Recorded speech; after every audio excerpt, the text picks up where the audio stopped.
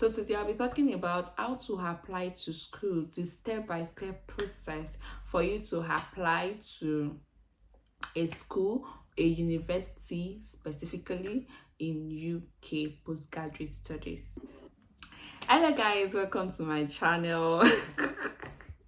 If you watch my previous video, I'm like, you'll be like, what happened? What's happening?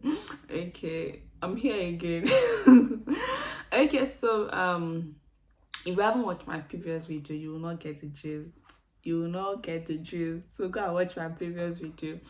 Okay, so today we're going to be talking about please, if you are new here, please don't forget to click on the subscribe button and of course on the notification bell. Thank you so much for joining. Am I former subscribers? You guys are the real deal. Thank you so much. First thing I'll be talking about is the documents that you need before you start the process. Usually I often tell people that before you start the application process, it is very important that you know the required documents and you get all of these ready, so you don't have this a kind of anxiety when you're in the process and you need to get a particular document, then you're stressed out and all of that is becoming so annoying and all.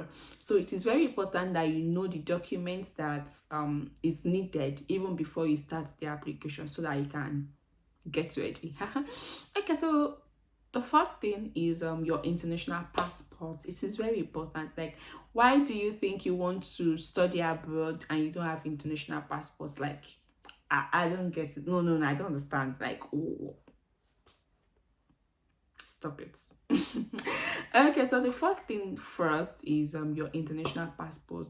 I know this can be very difficult getting at this time, currently in Nigeria especially, but try your best to get your international passport. Mind you, as I've been mentioning the documents, they're actually in no particular order. So in case I'm saying the second, the third, it doesn't mean that should be the first, second, third. But these are the things that are actually very important that you have. The second one I will be mentioning now is your BSc certificate. That's not necessarily BSc, like it can be BEd. What I mean is your certificate from your university. So the certificate you graduated with, you will need to upload it, whichever case it is, as required by the school, but you will need to have this ready. Next thing you will actually need is either your statement of results or your transcript. Some schools usually ask for the two, while some schools they just like limit it to transcript alone. Schools too, they actually ask for original.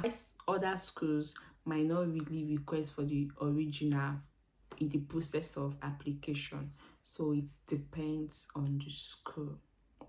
But it is very important that you get your transcript. You know, as it is now, that getting transcript can be very tedious in schools these days, especially because of strike and all of that.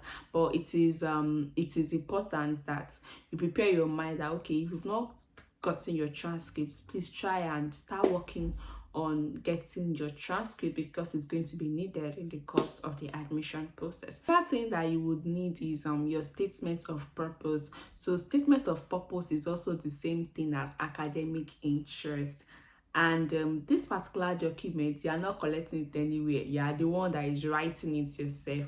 So this statement of purpose is a letter, so to say, or an essay, whichever one you call it, that you are writing to the school, showing your interest in that particular course, in that particular school, and in that particular country. You can always go on Google, type how to write statements of academic interest, maybe for masters in accounting or for masters in education. So you always see templates that can help you. Please try and write a convincing academic interest. Some schools usually use this in order to determine if you are going to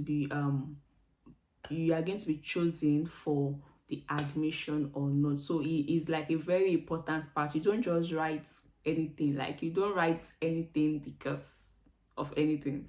So you have to be very deliberate when writing your statement of purpose. before I go, please, most times people usually have statement of purpose for one statement of purpose for all the courses. No, it's not done. Like, no, don't do that.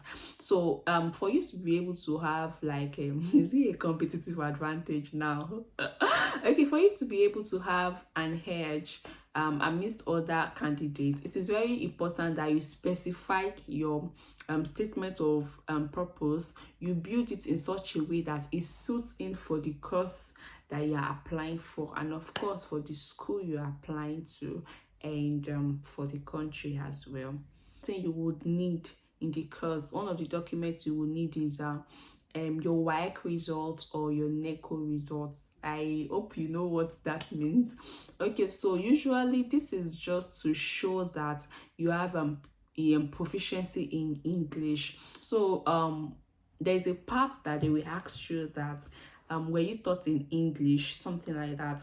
Then your answer will be either yes or no, and once your answer is yes, they ask you to provide a document. So that is usually the WAEC and the NECO. Usually, most times the schools accept a minimum of C6, as in that's the least minimum like that I know, and it doesn't matter if it is WAEC or NECO. Some schools accept NECO instead, and this is the way you do it. After uploading the WAEC results, you should know that after uploading the WAEC results, you will also still need to buy a scratch card, because they want to verify that the result is actually correct. So you buy a scratch card, you scratch it, you peel off the shine on that part. Jesus. Okay, so you upload the number, the digits number on that scratch card alongside with your WAEC number. So this is what they will use to verify it. This is a stage-by-stage process. So in case you are probably trying to apply and they're not asking you for that, just relax. It's a stage by stage. I'm just preparing you ahead of things that they might ask. And in case you don't have a good WAEC or NECO results in English, again, before I mention that, one thing you should know is they are not bothered about what you have in mathematics or what you have in English, no, what you have in mathematics or what you have in intro tech or anything. They are just concerned about your English score. You get it. Now, in case you don't have a good result, maybe it is below their own expected grade. Now, some schools, most times, will request that you write IELTS.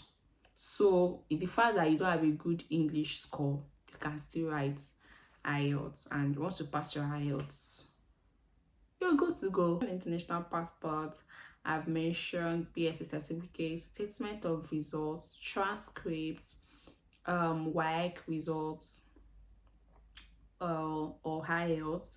I've mentioned statement of academic interest. Okay, so one thing I haven't mentioned is your CV. This one is actually important as well.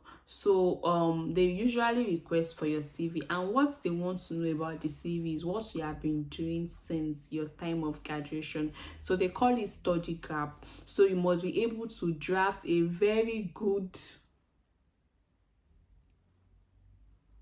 CV. So we're able to draft a very good CV. And one thing I just want to mention is, please don't lie on your CV. Make it as enticing as possible, but don't lie.